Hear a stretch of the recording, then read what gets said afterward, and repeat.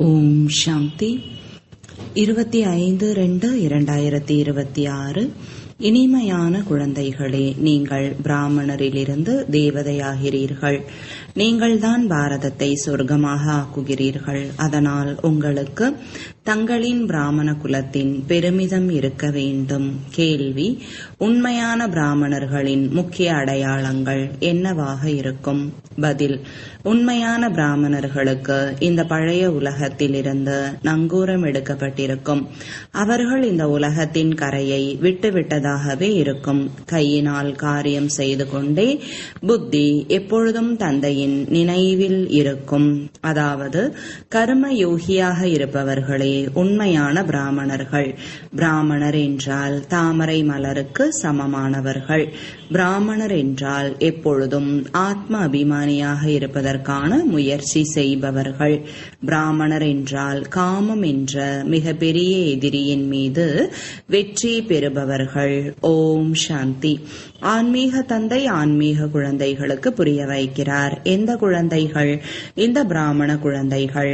நாம் பிராமணன் தேவதை ஆக போகிறவர்கள் என்பதை ஒரு பொழுதும் மறக்காதீர்கள். வர்ணங்களை கூட நினைவு செய்ய வேண்டியுள்ளது. இங்கே நீங்கள் உங்களுக்குள் பிராமணர்கள் என்பது மட்டும்தான். பிராமணர்களுக்கு எல்லையற்ற தந்தை கற்பிக்கிறார். இந்த பிரம்மா கற்பிக்கவில்லை. சிவபாபா பிரம்மா மூலமாக கற்பிக்கிறார். பிராமணர்களுக்கு தான் கற்பிக்கிறார். சூத்ரரிலிருந்து பிராமணராகாமல் தேவி தேவதை ஆக முடியாது. ஆஸ்தி சிவபாபாவிடமிருந்து கிடைக்கிறது.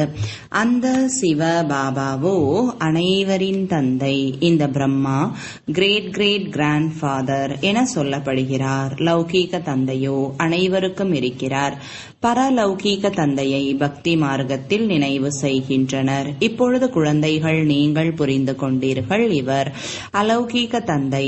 இவரை பற்றி யாரும் அறிந்து இருக்கவில்லை. பிரம்மாவிற்கு ஆலயம் இருக்கிறது என்ற போதிலும் இங்கேயும் கூட பிரஜாபிதா ஆதி தேவருக்கு ஆலயம் உள்ளது. அவரை சிலர் மகாவீர் என சொல்கின்றனர், தில்வாலா என்றும் சொல்கின்றனர். ஆனால் மனதை கொள்ளை கொள்பவர் சிவபாபாதான். பிரஜாபிதா ஆதிதேவ் பிரம்மா அல்ல. ஆத்மாக்கள் அனைவரையும் எப்பொழுதும் சுகமானவர்களாக ஆக்கக்கூடியவர், மகிழ்ச்சி படுத்தக்கூடியவர் ஒரே ஒரு பாபாதான். இதை நீங்கள் மட்டுமே அறிவீர்கள். உலகத்திலோ மனிதர்கள் எதையும் அறிந்து கொள்ளவில்லை. கீழான புத்தி உள்ளவர்கள் பிராமணர்களாகிய நீங்கள்தான் சிவபாபாவிடமிருந்து ஆஸ்தியை அடைந்து கொண்டிருக்கிறீர்கள். நீங்களும் கூட இதை அடிக்கடி மறந்து விடுகிறீர்கள். நினைவு செய்வது மிகவும் சுலபமானது. யோகம் என்ற சொல்லை துறவிகள் வைத்துள்ளனர். நீங்களோ தந்தையை நினைவு செய்கிறீர்கள். யோகம் பொதுவான சொல்லாகும். இதை யோக ஆசிரமம் என்று கூட சொல்ல மாட்டார்கள். குழந்தைகள் மற்றும் தந்தை அமர்ந்துள்ளனர். குழந்தைகளின் கடமை எல்லையற்ற தந்தையை நினைவு செய்வது. நாம் பிராமணர்கள் தாத்தாவிடமிருந்து பிரம்மா மூலம் ஆஸ்தியை பெற்றுக் கொண்டிருக்கிறோம். அதனால் சிவபாபா சொல்கிறார், எவ்வளவு முடியுமோ நினைவு செய்து கொண்டே இருங்கள். சித்திரங்களை கூட வைத்துக் கொள்ளுங்கள். அப்பொழுது நினைவு இருக்கும். நாம் பிராமணர்கள் தந்தையிடமிருந்து ஆஸ்தி பெறுகிறோம். பிராமணர்கள் எப்பொழுதாவது தங்களது குலத்தை மறக்கிறார்களா என்ன? நீங்கள் சூத்ரர்களின் தொடர்பில் வந்ததால் பிராமண தன்மையை மறந்து விடுகிறீர்கள். பிராமணர்களோ தேவதைகளை விட உயர்ந்தவர்கள். ஏனென்றால் பிராமணர்களாகிய நீங்கள் ஞானம் நிறைந்தவர்கள். இறைவனை அனைத்தையும் அறிபவர் என சொல்கின்றனர் அல்லவா? அதனுடைய பொருளையும் அவர்கள் அறிந்து கொள்ளவில்லை. அனைவரின் மனதிலும் என்ன உள்ளது என்று அவர் அமர்ந்து பார்க்கிறார் என்பது அல்ல. அவருக்கு சிருஷ்டியின் முதலிடை கடைசியை பற்றிய ஞானம் உள்ளது. அவர் விதை வடிவமானவர். மரத்தின் முதல் இடை கடைசி பற்றி அவருக்கு தெரியும். ஆக அப்படிப்பட்ட தந்தையை அதிகம் நினைவு செய்ய வேண்டும். இவருடைய ஆத்மா ஆத்மாவும் கூட அந்த தந்தையை நினைவு செய்கிறது. அந்த தந்தை கூறுகிறார், இந்த பிரம்மாவும் என்னை நினைவு செய்வார் என்றால் இந்த பதவியை பெறுவார். நீங்களும் நினைவு செய்வீர்கள் என்றால் அப்பொழுது பதவியை பெறுவீர்கள். முதலில் நீங்கள் அஷரீரியாக வந்தீர்கள். மீண்டும் அஷரீரியாகி திரும்பி செல்ல வேண்டும். மற்ற அனைவரும் உங்களுக்கு துக்கம் கொடுப்பவர்கள். அவர்கள் ஏன் நினைவு செய்ய வேண்டும்? நான் உங்களுக்கு கிடைத்துள்ளேன் என்று சொல்லும் பொழுது, நான் உங்களை புதிய உலகத்திற்கு அழைத்து செல்வதற்காக வந்துள்ளேன். அங்கே எந்த ஒரு துக்கமும் இருக்காது. இது தெய்வீக சம்பந்தம். இங்கே முதலில் ஆண் பெண் சம்பந்தத்தினால் துக்கம் வருகிறது. ஏனென்றால் விகாரி ஆகின்றனர். உங்களை இப்பொழுது அந்த உலகத்திற்கு தகுதி உள்ளவர்களாக ஆக்குகிறேன். அங்கே விகாரத்தின் விஷயம் இருக்காது. இந்த காமம் மிக பெரிய விரோதி என கூறப்பட்டுள்ளது. இது முதலிலிருந்து கடைசி வரை துக்கத்தை தருவது ஆகும். கோபத்தை பற்றி அதுபோல சொல்ல மாட்டார்கள். இது முதல் இடை கடைசி முழுவதும் துக்கம் தரும் என்று. காமத்தை வெல்ல வேண்டும். அதுதான் முதல் இடை கடை முழுவதும் துக்கத்தை கொடுக்கும். தூய்மையற்றவராக ஆக்கிவிடும். தூய்மையற்ற என்ற சொல் விகாரத்தை பற்றியதாகும். இந்த விரோதியின் மீது வெற்றி பெற வேண்டும். நீங்கள் அறிவீர்கள், நாம் சொர்க்கத்தின் தேவி தேவதைகளாக ஆகிக் கொண்டிருக்கிறோம். எதுவரை இந்த நம்பிக்கை இல்லையோ அதுவரை எதையும் அடைய முடியாது. பாபா புரிய வைக்கிறார், குழந்தைகள் மனம் சொல் செயலில் மிக சரியாக நடந்து கொள்பவர்களாக இருக்க வேண்டும். முயற்சி செய்ய வேண்டும். நீங்கள் பாரதத்தை சொர்க்கமாக ஆக்குகிறீர்கள் என்பது உலகத்தில் யாருக்கும் தெரியாது. இன்னும் சில காலம் சென்றால் புரிந்து கொள்வார்கள். ஒரே உலகம், ஒரே ராஜ்யம், ஒரே தர்மம், ஒரே மொழி வேண்டும் என விரும்புகிறார்கள். நீங்கள் புரிய வைக்க முடியும். சத்யுகத்தில் 5000 ஆண்டுகளுக்கு முன்பு ஒரே ராஜ்யம், ஒரே தர்மம் இருந்தது. அது சொர்க்கம் என சொல்லப்படுகிறது. ராமராஜ்யம் மற்றும் ராவண ராஜ்யம் பற்றி யாருக்கும் தெரியாது.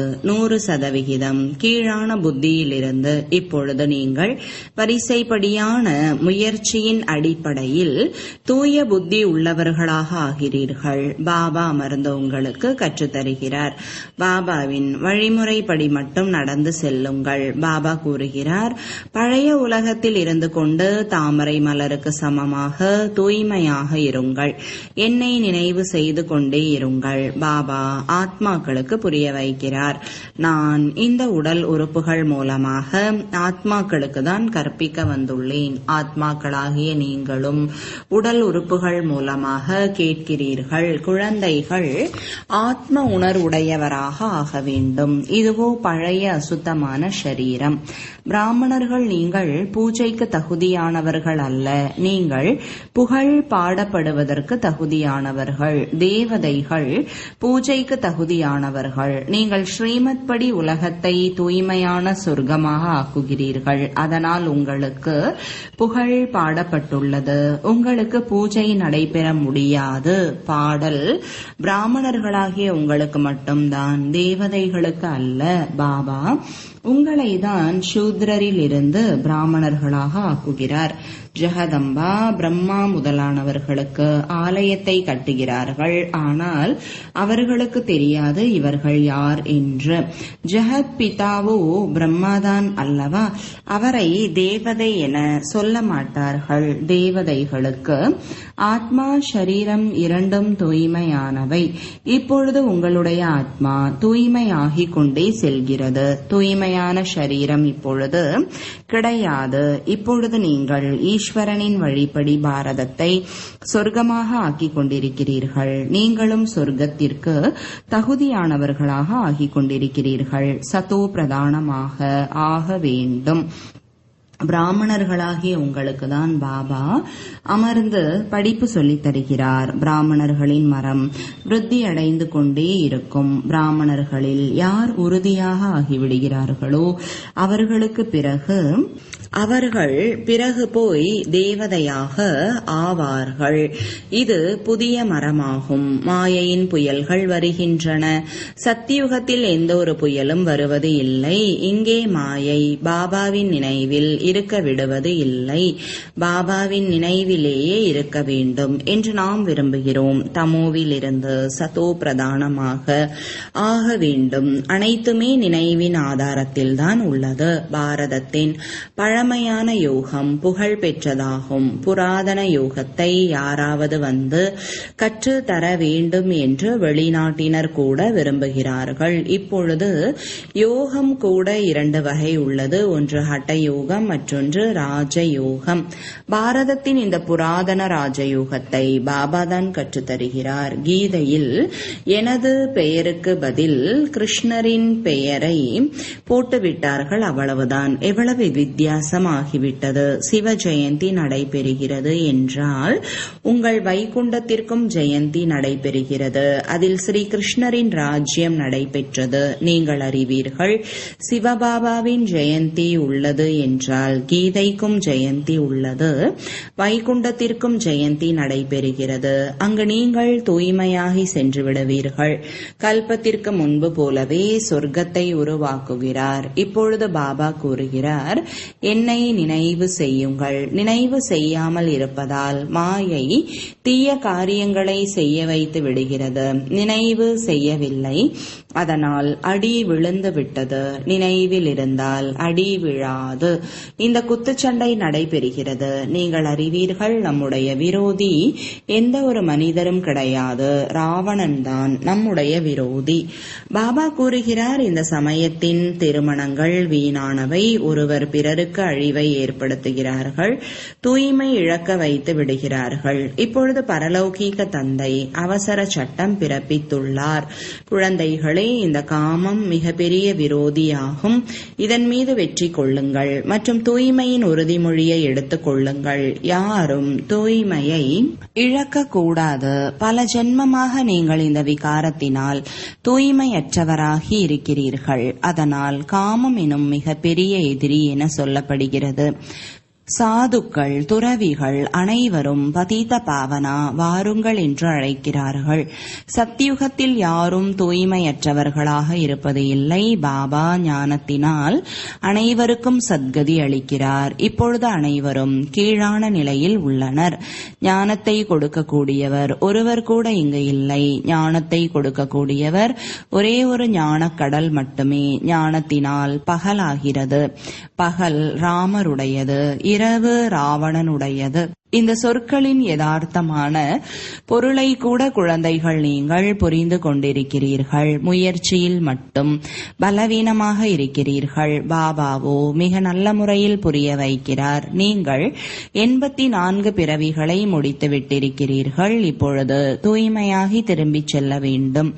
உங்களுக்கோ சுத்தமான அகங்காரம் இருக்க வேண்டும். நாம் ஆத்மாக்கள் பாபாவின் வழிப்படி இந்த பாரதத்தை சொர்க்கமாக ஆக்கிக் கொண்டிருக்கிறோம். அந்த சொர்க்கத்தில் பிறகு ராஜ்யம் செய்வோம். எவ்வளவு முயற்சி செய்கிறோமோ அதற்கேற்ற பதவியை பெறுவோம். ராஜா ராணி ஆகலாம், பிரஜையாகவும் ஆகலாம். எப்படி ராஜா ராணி ஆகிறார்கள் என்பதை பார்த்து கொண்டு இருக்கிறீர்கள். தந்தையை பின்பற்றுங்கள் என பாடப்பட்டுள்ளது. அது இப்போதைய விஷயம்தான். லௌகீக சம்பந்தத்திற்காக அது சொல்லப்படவில்லை. பாபா இந்த அறிவுரை தருகிறார். என்னை மட்டும் நினைவு செய்யுங்கள். அப்போது உங்கள் பாவ கர்மங்கள் அழிந்துவிடும். நீங்கள் புரிந்து கொண்டிருக்கிறீர்கள். நாம் இப்பொழுது ஸ்ரீமத் படி நடந்து செல்கிறோம். அநேகருக்கு சேவை செய்கிறோம். குழந்தைகள் தந்தையிடம் வருகிறார்கள் என்றால் சிவபாபாவும் ஞானத்தினால் மகிழ்விக்கிறார். இவரும் கூட கற்றுக்கொள்கிறார் அல்லவா? சிவபாபா கூறுகிறார், நான் காலையில் வருகிறேன். நல்லது. பிறகு யாராவது சந்திப்பதற்காக வருகிறார்கள் என்றால் இதை புரிய வைக்க வைக்க மாட்டார்களா என்ன? இது போல சொல்வார்களா என்ன? பாபா, நீங்கள் வந்து சொல்லி புரிய வையுங்கள், நான் புரிய வைக்க மாட்டேன். இவை மிகவும் ஆழத்திலும் ஆழமான விஷயங்கள் அல்லவா? நானும் அனைவரை காட்டிலும் மிக நன்றாக புரிய வைக்க முடியும். நீங்கள் அதுபோல ஏன் புரிந்து கொள்கிறீர்கள்? சிவபாபா தான் புரிய வைக்கிறார். இவர் புரிய வைக்கவில்லை என்று இதையும் அறிவீர்கள். கல்பத்திற்கு முன்பு இவர் புரிய வைத்துள்ளார். அதனால்தான் இந்த பதவியை பெற்றுள்ளார். மம்மாவும் புரிய வைத்தார் அல்லவா? அவரும் கூட உயர்ந்த பதவியை பெறுகிறார். மம்மா பாபாவை சூக்ஷ்ம வதனத்தில் பார்க்கின்றனர் என்றால் குழந்தைகள் தந்தையை பின்பற்ற வேண்டும். சமர்ப்பணமாகியும் ஏழை பணக்காரராக இருக்க முடியாது. ஏழைகள் கூறுகிறார்கள், பாபா இவை அனைத்தும் உங்களுடையவை. சிவபாபாவோ கொடுக்கும் வள்ளல், அவர் ஒரு பொழுதும் பெற்றுக்கொள்வதில்லை. குழந்தைகளுக்கு கூறுகிறார், இவை அனைத்தும் உங்களுடையவை. நான் எனக்காக இங்கோ மாளிகையை கட்டிக்கொள்வது இல்லை.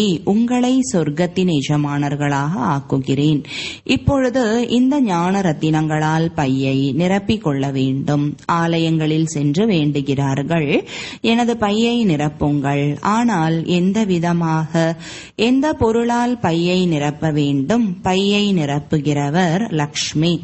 அவர் பணம் கொடுக்கிறார். சிவனிடமோ அவர்கள் செல்வது இல்லை. சங்கரிடமிருந்து சென்று கூறுகிறார்கள், சிவனும் சங்கரும் ஒன்று என்று நினைக்கிறார்கள். ஆனால் அவ்வாறு இல்லை. பாபா சத்தியமான விஷயத்தை கூற வருகிறார். தந்தை துக்கத்தை நீக்கி சுகத்தை கொடுக்கக்கூடியவர். குழந்தைகள், நீங்கள் இல்லற காரியங்களில் இருக்க வேண்டும், தொழிலை செய்ய வேண்டும். ஒவ்வொருவரும் தனக்காக அறிவுரை கேட்கிறார்கள். பாபா, நான் இந்த விஷயத்தில் பொய் பேச வேண்டியுள்ளது. பாபா ஒருவரின் நாடியை பார்த்து அறிவுரை தருகிறார். ஏனென்றால் பாபா புரிந்து கொண்டிருக்கிறார், நான் சொல்வதை செய்ய முடியாது என்றால் அப்படிப்பட்ட அறிவுரையை நான் ஏன் கொடுக்க வேண்டும்? நாடி பார்த்து அப்படிப்பட்ட அறிவுரை கொடுக்கப்படுகிறது. அது செய்யக்கூடியதாகவும் இருக்க வேண்டும். சொல்கிறேன், அதை செய்ய முடியவில்லை என்றால் கீழ்ப்படியாதவர்களின் வரிசையில் வந்து விடுவார்கள். ஒவ்வொருவருக்கும் அவரவர் கணக்கு வழக்கு உள்ளது. மருத்துவர் ஒருவர்தான், அவரிடம் வர வேண்டும். அவர் முழுமையான அறிவுரை தருவார். அனைவரும் கேட்க வேண்டும். பாபா, இந்த நிலைமையில் நான் எப்படி நடந்து கொள்ள வேண்டும்? இப்பொழுது என்ன செய்வது? பாபா சொர்க்கத்திற்கு அழைத்து செல்கிறார். நீங்கள் அறிவீர்கள், நாம் சொர்க்கவாசியாக ஆகப் போகிறவர்கள்தான். இப்பொழுது நாம் சங்கமயுகவாசியாக இருக்கிறோம். நீங்கள் இப்பொழுது நரகத்திலும் இல்லை, சொர்க்கத்திலும் இல்லை. யாரெல்லாம் பிராமணர் ஆகிறார்களோ அவர்களுடைய நங்கூரம் இந்த மோசமான உலகத்தில் இருந்து விடுபட்டு விட்டது. நீங்கள் கலியுக உலகத்தின் கரையை விட்டுவிட்டீர்கள். சில பிராமணர்கள் நினைவு யாத்திரையில் உள்ளனர். சிலர் கையை விட்டு விடுகின்றனர், அதாவது கலியுகத்திற்கு சென்று விடுகிறார்கள். நீங்கள் அறிவீர்கள், படகோட்டி இப்பொழுது நம்மை அழைத்து சென்று கொண்டிருக்கிறார். அந்த யாத்திரை அநேக விதமாக உள்ளது. உங்களுடையது ஒரே ஒரு யாத்திரை. இது முற்றிலும் தனிப்பட்ட யாத்திரை. ஆம், மாயையின் புயல்கள் வருகின்றன. அவை நினைவை துண்டித்து விடுகின்றன. இந்த நினைவு யாத்திரையை நல்லபடியாக உறுதியாக ஆக்குங்கள்.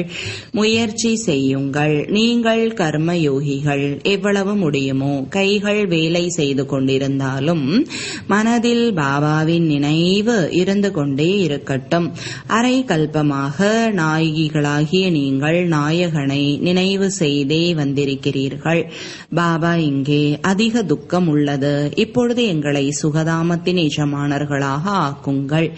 நினைவு யாத்திரையில் இருப்பீர்கள் என்றால் உங்கள் பாவங்கள் அழிந்துவிடும். நீங்கள் சொர்க்கத்தின் ஆஸ்தியை அடைந்திருந்தால் இப்பொழுது இழந்துவிட்டு இருக்கிறீர்கள். பாரதத்திற்கு தான் அதிக மதிப்பளிக்கின்றனர். அனைத்திலும் பெரியதாகவும் உள்ளது, அனைத்திலும் பழையதாகவும் உள்ளது. இப்போதோ பாரதம் எவ்வளவு ஏழையாக உள்ளது. அதனால் அனைவரும் அதற்கு உதவி செய்கிறார்கள். அந்த மனிதர்கள் புரிந்து கொண்டுள்ளனர், நம்மிடம் அதிகமான தானியங்கள் வார்த்தைகளாகிவிடும். எங்கும் கேட்டு பெற வேண்டி இருக்காது. ஆனால் இதையோ நீங்கள் அறிவீர்கள், விநாசம் முன்னால் நின்று கொண்டிருக்கிறது. யார் இதை நல்லபடியாக புரிந்து கொண்டுள்ளனரோ அவர்களுக்கு உள்ளுக்குள் மகிழ்ச்சி இருக்கிறது. கண்காட்சியில் எவ்வளவு பேர் வருகிறார்கள். அவர்கள் நீங்கள் உண்மையை சொல்கிறீர்கள் என்று சொல்கிறார்கள். ஆனால் நாம் பாபாவிடம் ஆஸ்தி பெற வேண்டும் என்பதை புரிந்து கொள்ள வேண்டும். இது புத்தியில் பதிவது இல்லை. இங்கிருந்து வெளியே சென்றால் முடிந்தது. நீங்கள் அறிவீர்கள், பாபா நம்மை சொர்க்கத்திற்கு அழைத்து செல்கிறார். அங்கே கர்ப்ப சிறையிலோ மற்ற சிறையிலோ வரமாட்டீர்கள். இப்பொழுது சிறையின் யாத்திரை கூட எவ்வளவு சுலபமாக ஆகிவிட்டது. பிறகு சத்தியுகத்தில் ஒரு பொழுதும் சிறையின் வாசலை பார்க்க முடியாது. 2 சிறைகளுமே இருக்காது. இங்கே அனைத்தும் மாயையின் பகட்டாக உள்ளது. பெரியவர்களை எல்லாம் முடித்து விடுகிறார்கள். இன்று அதிக மரியாதை தந்து கொண்டிருக்கிறார்கள். நாளை அந்த மரியாதையே இல்லாமல் போகிறது. தற்பொழுது ஒவ்வொரு விஷயமும் விரைவாக நடைபெறுகிறது. மரணம் கூட விரைவாக வந்து கொண்டிருக்கும். சத்தியுகத்தில் இதுபோல எந்த ஒரு உபதிரவமும் நடைபெறுவது இல்லை. இன்னும் போக போக என்ன நடக்கிறது என பார்க்க வேண்டும். மிக பயங்கரமான காட்சியாக இருக்கும். குழந்தைகள், நீங்கள் காட்சிகளை பார்த்திருக்கிறீர்கள். குழந்தைகளுக்கு முக்கியமானது நினைவு யாத்திரை. நல்லது. இனிமையிலும் இனிமையான தேடி கண்டெடுக்கப்பட்ட செல்லமான குழந்தைகளுக்கு தாயும் தந்தையுமாகிய பாப்தாதாவின் அன்பு நினைவுகள் மற்றும் காலை வணக்கம். ஆன்மீக குழந்தைகளுக்கு ஆன்மீக தந்தையின் வணக்கங்கள். ஆன்மீக தந்தைக்கு ஆன்மீக குழந்தைகளின் அன்பு நினைவுகளும் வணக்கங்களும். தாரணைக்கான முக்கிய சாரம். முதலாவது, மனம் சொல் செயலில் மிக சரியானவர்களாக வேண்டும். பிராமணராகி எந்த ஒரு சூத்திரர்களின் காரியத்தையும் செய்யக்கூடாது. இரண்டாவது, பாபாவிடமிருந்து கிடைக்கும் அறிவுரைப்படி முழுமையாக நடந்து கட்டளைப்படி நடக்க வேண்டும். கர்மயோகியாகி ஒவ்வொரு காரியத்தையும் செய்ய வேண்டும். அனைவரின் புத்தி என்ற பையை ஞான ரத்தினங்களால் நிரப்ப வேண்டும். வரதானம், டபுள் லைட் ஆகி கர்மாதீத் நிலையின் அனுபவம் செய்யக்கூடிய கர்மயோகி ஆகுக. விளக்கம், எப்படி கர்மத்தில் வருவது இயல்பாக ஆகி இருக்கிறதோ அதுபோல கர்மாதீத் ஆவதும் இயல்பாக ஆகிவிட வேண்டும். அதற்காக டபுள் லைட் ஆகி இருங்கள். டபுள் லைட் ஆகி இருப்பதற்காக காரியம் செய்யும் பொழுதும் தன்னை ட்ரஸ்டி என புரிந்து கொள்ளுங்கள் மற்றும் ஆத்மீக ஸ்திதியில் இருப்பதற்கான பயிற்சி செய்யுங்கள். இந்த 2 விஷயங்களில் கவனம் வைப்பதன் மூலம் வினாடியில் கர்மாதீத், வினாடியில் கர்மயோகி ஆகிவிடுவீர்கள். நிமித்த மாத்திரம் கர்மம் செய்வதற்காக கர்மயோகி ஆகுங்கள். பிறகு கர்மாதீத் நிலையை அனுபவம் செய்யுங்கள். ஸ்லோகன், யாருக்கு மனம் விசாலமாக உள்ளதோ அவர்களுக்கு முடியாத காரியம் கூட முடிந்துவிடும். அவ்யக்த சமிஞ்சை, ஒற்றுமை மற்றும் விசுவாசத்தின் விசேஷ தன்மை மூலமாக வெற்றி நிறைந்தவர் ஆகுக. உங்களிடம் என்னென்ன சிறப்பு தன்மைகள் உள்ளனவோ அவற்றை முன்னால் வையுங்கள். பலவீனங்களை அல்ல. அப்பொழுது தனக்கு தன்மீதே நம்பிக்கை இருக்கும். பலவீனத்தின் விஷயங்களை அதிகமாக யோசிக்க கூடாது. அப்பொழுது எப்போதும் மகிழ்ச்சியில் முன்னேறிக் கொண்டே செல்வீர்கள். நடைமுறையில் அநேக தேசங்கள், அநேக மொழிகள், அநேக வடிவங்கள், அநேக நிறங்கள், ஆனால் அநேகத்திலும் கூட அனைவர் மனதிலும் ஒற்றுமை உள்ளதல்லவா? ஏனென்றால் உள்ளத்தில் ஒரு பாபா இருக்கிறார். ஒரு ஸ்ரீமத் படி நீங்கள் நடக்கக்கூடியவர்கள். அநேக மொழிகள் இருந்த போதிலும் மனதின் பாடல், மனதின் மொழி ஒன்றுதான். ஓம் சாந்தி.